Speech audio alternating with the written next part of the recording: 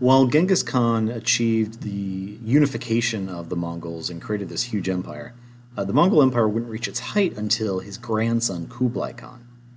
By 1259, the Mongols ruled over really almost the entirety of Asia. But there's still this region down here, the southern Song dynasty.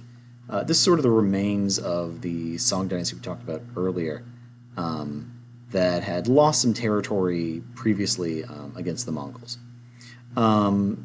And Kublai Khan came in, having sort of fought his way to become the new Genghis Khan after some fighting with his uncles and other cousins. But his main objective was to really kind of seal the deal and take control of the rest of Asia. So by 1279, he conquers the southern Song dynasty. And when Kublai Khan comes in, one thing he does that's unique is instead of just ruling like a Khan and treating the Song in China like a tributary state, he came in and made himself a Chinese emperor. He founded his own dynasty, the Yuan Dynasty. He set up a new capital in Dadu up here, but also built another capital in Hangzhou. So he built a city, or lived in a Chinese city, took on a Chinese name, and acted like a Chinese ruler. And this really kind of unified the Khanates, the different member states under the greater Mongol Empire. And this became a very wealthy place to be. He set up a fantastic court in Hangzhou, brought in visitors from all over the world, even as far away as Western Europe. He sent envoys and messengers, and set up an elaborate system of courts and trade, established a writing system for the Mongols. But there were a number of problems that eventually sort of bring down the Yuan dynasty. For one, Kublai continued to try to expand. To the east of China, you've got Japan. And he really wanted to put Japan under Mongol rule. So he ordered Korea, which was a tributary state, to build this huge fleet of ships. He sent thousands of soldiers over to invade Japan, and a typhoon, a huge storm, actually wiped out the first invasion, which was a huge loss for the Mongols.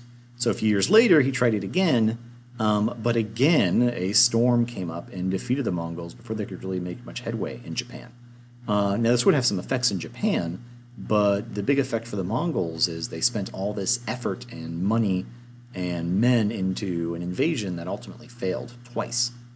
And that comes to another issue, the cost of all this. So Kublai had this huge palace, really. He spent all this money on soldiers and tried to control trade. All this became very expensive. And that came on the backs of mostly China, which was the largest population that he ruled over in East Asia. And so the Chinese kind of resented these taxes.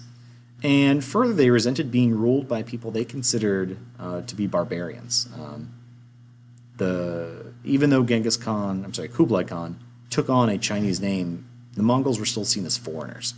And many people in China were just sort of waiting for an opportunity to get rid of the Khans and take control of their territory. So after Kublai Khan's death, the portion of the empire that was under China fell away and will eventually go on to become the Ming Dynasty. The other parts of the empire kind of broke up into their own separate rule. Remember that the Mongols were still under this clan system. So different clans controlled different parts. There was the Khanate of the Golden Horde, which ruled over Russia, the Il Khanate in Persia, and the Chagatai Khanate in Central Asia, as well as the Great Khanate, which was under Kublai Khan. Once Kublai Khan died and the Ming Dynasty took power in China, it wouldn't be long before the other Khanates started to fall away as well. In some cases, they were overthrown, like in the Chagatai Khanate. Might have been driven out, like when Russia drove out the Golden Khanate in the 15th century. Or in some cases, they actually settled down and took on the native people. Remember, the Mongols were nomads, so when they come in and try to rule, they eventually sort of adopt the local customs of agriculture and city living.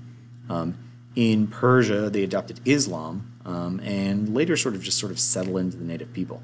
They will go on to try and build more territory like the Mughal Empire in northern India.